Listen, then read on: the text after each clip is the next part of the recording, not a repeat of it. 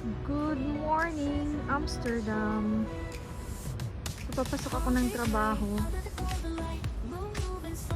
Mainit ngayon. So, bago ako pumasok ng trabaho, bibili lang muna ako ng pagkain ko mamayang lunch. So, maganda ang weather namin ngayon dito sa Amsterdam. So, ang temperature namin ngayon dito sa Netherlands is 22.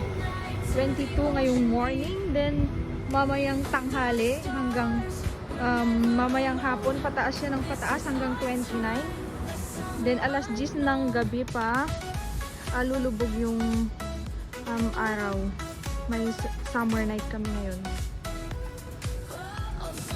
Ang gaganda ng mga bulaklak. Oh, sunflower, roses. So, pagdating ng lunch, nasanay na akong hindi kumakain ng kanin. So, bibili lang ako ng saging. Then, tinapay. Mag-cinnamon bread lang ako ngayon for lunch. Ayan siya. Ang mga tao dito, sa lunch, tinapay lang kinakain nila. So, parang na-adopt ko na yung kultura nila. Sa gabi na lang din ako kumakain ng kanin.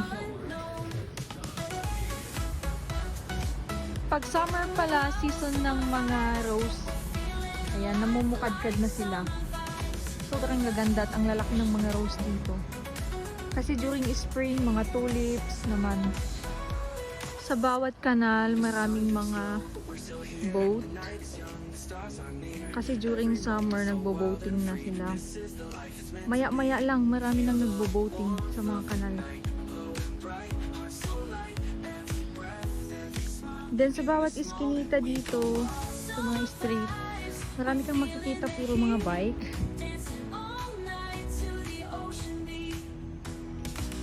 Kasi ang mga tao dito, halos bike ang ginagamit pagpasok sa opisina, papunta sa eskwelahan. Mas matipid at hindi na kailangan ng gasolina. Maka-exercise pa sila. Mas maganda naman dito na gumamit ng bike kasi malamig. Hindi siya mainit katulad sa Pinas.